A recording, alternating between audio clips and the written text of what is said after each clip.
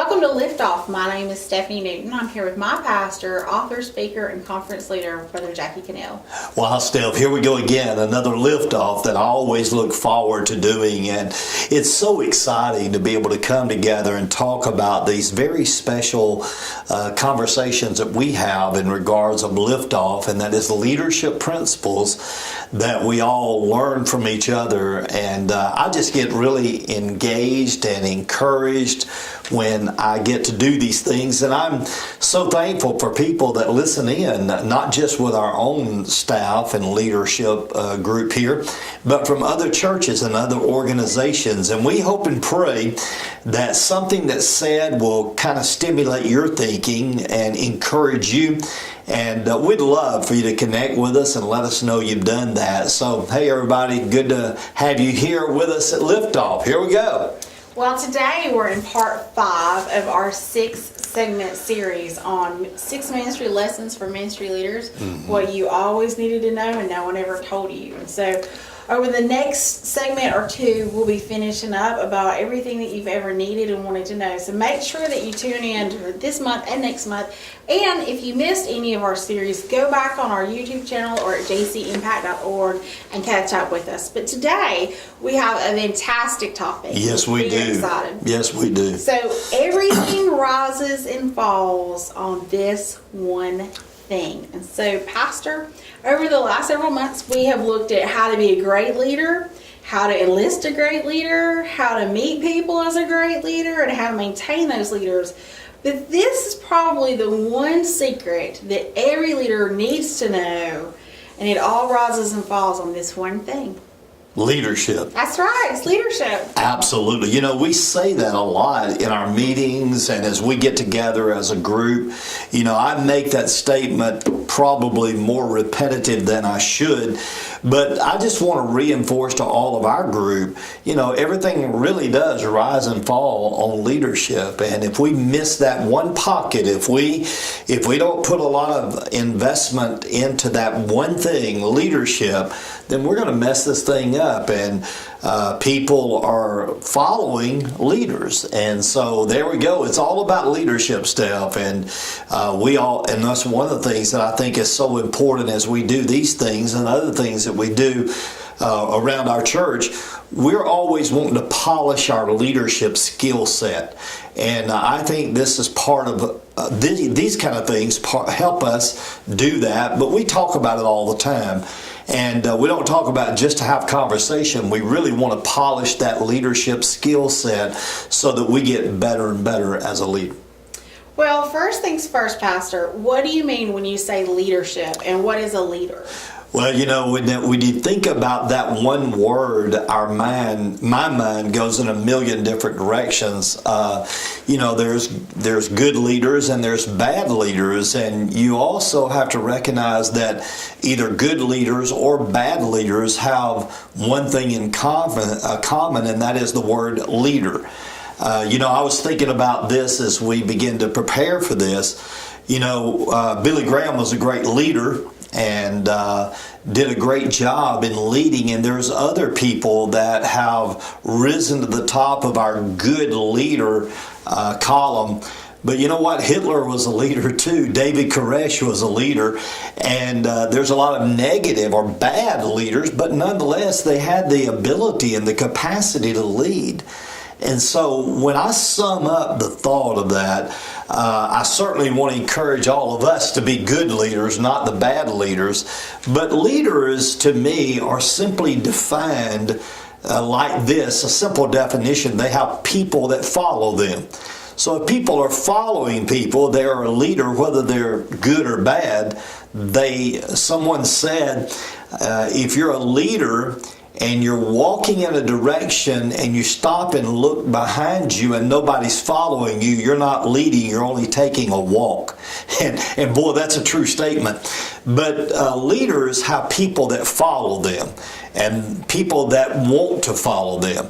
And so I really would sum it up in a very simple term. Leaders have people that follow them. I like it. Well, if everything rises and falls on leadership, let's talk about the fall. When a leader is not a good leader, everything falls. So, Pastor, in your opinion, what all takes a hit when the leader is less than adequate? Well, when you say that to me, what takes the hit? What happens when leaders are when the leadership is failing? What happens? And I want to give you just 6 E's that I want you to get your pencil out and I want you to write these down, because I believe that when you find leaders that are falling, you're going to find in their pocket, in their surroundings, in their column, in their structure, in their organization, whatever you want to call it, you're going to find these 6 things that are going to be evident. And I just want to encourage people to think about that, because when I give you these things, you know what I would really recommend that you do? I would recommend that you take some time to get by yourself and look at these 6 things and go, man, you know what? Is this happening in me and around me? Because if that's happening to you, then you need to stop, you need to disengage, you need to sit down, do a good self-evaluation of your leadership, and you need to engage in what we call leadership improvement or leadership self-improvement. And that is, you got to take the initiative to turn that thing back where it ought to be. But let's get down to the question step.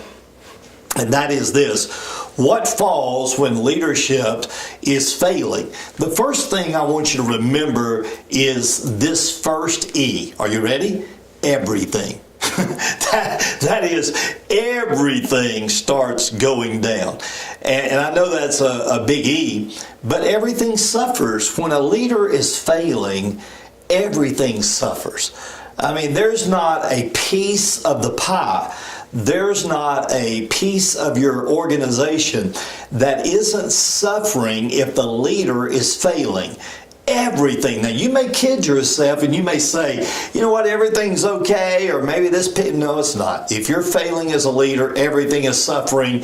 And I promise you that if you're failing as a leader, it may not surface immediately, but ultimately everything in that organization will suffer as a result of leadership when a leader fails.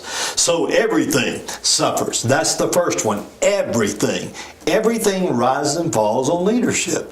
So if that's true, if your leader is failing, everything is suffering. And I promise you, that's the first E. Second E, are you ready? Emotions. That is, did you know that whether it's a church, whether it's a company, whether it's an organization, whether it's a family, whatever it is, when you have people engaged in something, you've got emotions. And when we look at emotions, I'm talking about when you look at a leadership that begins to fail, you're going to find that the emotional disintegration is going to happen. For example, morale will start evaporating out of the church or out of the organization or out of the company. You're going to find that the emotion of morale is going to go down, way down. And people around you their morale will be at a low point based off leadership failure. Confidence.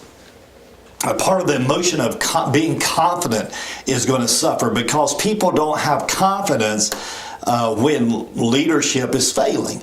There's a question mark. And when that question mark happens, Steph, it is an emotion that people in a business, people in a church, people wherever they are, that confidence is questioned.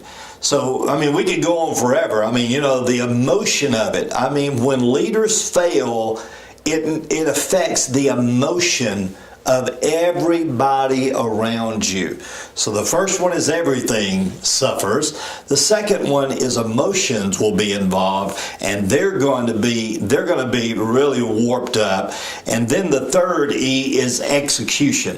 When leadership fails, execution fails. There's going to be a lack of professional execution in what you're doing. You're gonna start missing deadlines. There's going to be a very, very lackadaisical approach to assignments. Execution is going to lose its sharpness. It's going to lose its passion. And all of a sudden, you'll start going through routine, just doing your thing rather than enthusiastically executing what you need to do. So when leadership fails, Steph, you're going to see execution begin to wane. It's going to really start messing up. And then the next one is effectiveness. When leadership failure happens, effectiveness loses its punch. You're not going to be effective. You're not going to be effective as a church. You're going to lose your impact. Your effectiveness is going to go away. And man, when you start losing your effectiveness, you start losing credibility. And you know that's a big E. And you got to look at yourself and go, hey, have we lost our effectiveness? And so that's one. And then I mentioned earlier enthusiasm. You know, enthusiasm is a great word because really what it means is God in us. In theos is where we get the word enthusiasm. And so when you lose your enthusiasm in a company, an organization, or a church, man, that's going to send a negative statement. You know, the joy of the Lord is going to evaporate out of your assignment. You're going to lose your, for lack of a better word, you're going to lose your God punch. It's going to somebody's going to kind of drill a hole and drain that out of you. Your enthusiasm is gone. And when leadership fails, enthusiasm goes away. And that's a big deal. And then the last one is enlistment. When leadership fails, it's very difficult to get people to sign on. Your enlistment box goes away. And so when you have leadership failure, you're not going to be able to recruit quality. You're not going to be able to, your leadership pool or your pool of enlisting people is going to narrow down. And you're going to lose that resource pool, that enlistment pool that you need in order to operate effectively. So let's think about it for a minute. When leadership fails, everything suffers. Everything. Did you hear that? Everything suffers. Emotions are going to be interrupted in a negative way. Execution is going to be interrupted. Effectiveness is going to be interrupted. Enthusiasm is going to be drained, and enlistment is going to suffer. There's the 6 E's, Steph, that I promise you, when you have failing leadership, you're going to see that. You're going to see those 6 things just go downhill from your leadership. And I guarantee you, if your leadership is suffering, your team will know it. They will see those 6 E's, and they'll be able to know it, probably even before you do as a leader.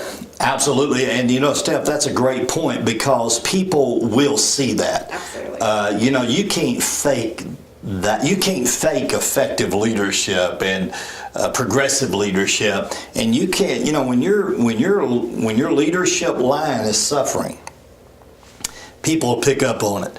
And it is a very hard thing to, well, you know, it goes into all those 6 things we talked about, Steph. You're going to lose those 6 things. And man, it's going to be, it's hard to function in your A game when you see those things happening. And I like what you said because, you know, people around you will pick up on that. You know, the people that are following that leader will pick up on it. And it's almost like, it spreads, doesn't it? Right. It just spreads through your first line leadership team. It spreads through your second line. It spreads through your church or your organization. And guess what, Steph? You can't contain it there. It spreads out from that spot. And man, it's a tough thing. And I think as we look at this, you know, to sit down and really look at those things if you're a leader, I think it does us well to sit down and evaluate that periodically to go, how am I doing there? Because what I've learned in leadership, now guys, I'm just telling you from history and being a leader myself and watching leaders, there's 2 things I want to add to this before we move on. what I've seen happen is these things sneak up on you. They really do. Most of us don't like to evaluate these things in our own life. And what happens is it'll sneak up on you. And I've seen that happen to so many people that's just crashed and burned as a leader, not necessarily morally, but just in execution of stuff. And the moral failure that's not okay, period. But these are the things that kind of sneak up on you as a leader, and you kind of, you don't see them coming a lot of times. So I want to just tell people that these are things that will sneak up on you, and they'll kind of destroy you silently if you're not careful. And one other thing I want to say about that is I highly recommend that you find somebody in your world, somebody in your box that can kind of sit down with you and talk about these 6 things with you openly, honestly. I think a periodic evaluation of these 6 things will certainly encourage you and help you if you're willing to do that. And that means we got to be humble. We have to be able to say, hey, you know what, how am I doing with the emotions of people that's following me? How's that looking? I just think, without getting into a lot of detail with it, that, man, you need to sit down with somebody you trust and just kind of do that evaluation so that you don't continue the disintegration of fallen leadership. Well, now let's kind of turn to the other side of the coin, and let's look at the other part of that phrase, that everything rises and falls in leadership, that everything rises part. And so when a leader is good, when a leader gets it, everything rises. So Pastor, tell us a little bit more about that everything rises when a leader's good. Well, if everything that I just told you is the negative side of leadership that's really failing, it's true on the positive side in the other direction. Everything will increase. Enthusiasm is there. Emotions are great. There is a bounce in the step. There's a twinkle in the eye. There's an expectation that happens. There's buy-in. There's teamwork. There's connectedness. It just goes on forever, Steph. And that's why I tell you, make sure that you're doing that evaluation so that, and by the way, I'm a firm believer. Now, this is just me, guys. I'm a firm believer that fellowship starts with leadership, meaning that I believe that you have to sit down and ask yourself, are you somebody that people would want to follow? And you have to do that mirror evaluation. And I think also that a lot of times, and boy, this is a set down statement, is that in order for people to follow you, you need to be willing to follow someone. And you need to demonstrate that type of commitment to who you're reporting to or who you're responsible to. But when all of those parts, Steph, are working and they're synchronized, and they're working not from out here, but they're working internally in you, then I'm going to tell you, I'm just convinced you don't have to worry about people buying on. They want to be a part of that. People want to be a part of positive leadership. They want to be a part of leadership that has confidence, and leadership that has joy, and leadership that has purpose, and all of those things that we talked about, leadership that knows how to execute, all of those things, leadership that has enthusiasm. When you're on the good side of leadership, man, you're going to check off on all that. But I want you to hear me say this. You don't check that off on the people around you first. You have to check that off on you first. You have to look at yourself as a leader and really set the standard for those that are going to be following you. You set the example. You are the example. You can't be half in and half out and expect people to follow you wholeheartedly. You can't be part of the way committed and expect people to give you their full commitment. You can't be unpredictable and expect people to follow you with confidence. It just don't work. You've got to be able to reflect that out of who you are as a leader. And I just think that when you look at the opposite side of the failing leadership, you look at the positive side of the leadership that's good. Man, I'm going to tell you, you're going to be in a situation, and I really want to cap it off my thought with this statement. When you've got good leadership, I mean leadership that's good with you, you'll never have to go to work a day in your life. Because good leadership that is exemplified from the inside out is not doing a job, but they're fulfilling a purpose. When you fulfill your purpose as a leader, you're going to gain. I'm a firm believer that when you fulfill your purpose as a leader, you function in your overflow. Your overflow is what people are seeing. They're engaging in your overflow. You're not functioning out of your reservoir. You're functioning out of your overflow.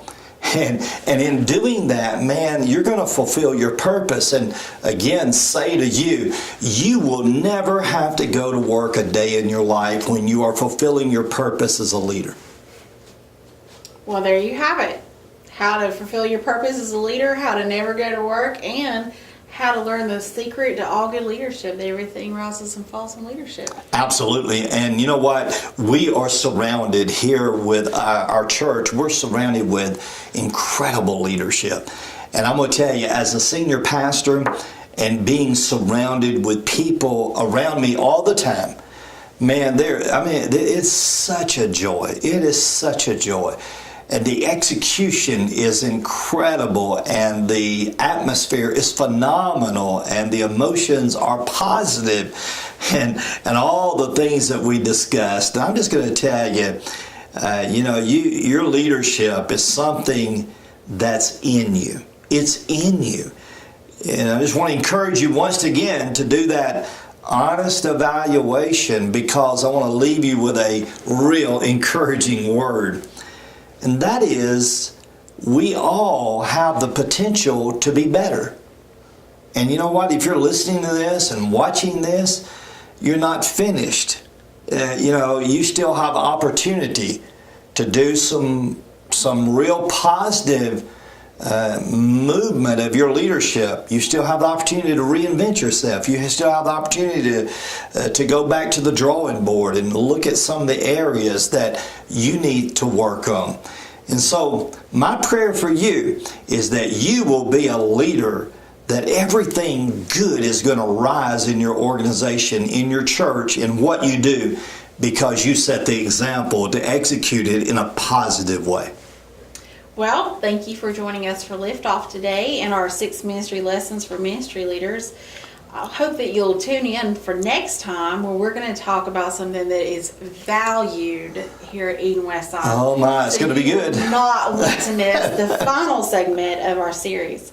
So it's our hope that you'll use these resources to train your leaders or to grow yourself. And so connect with us at JC Impact for more information on how you can do that better.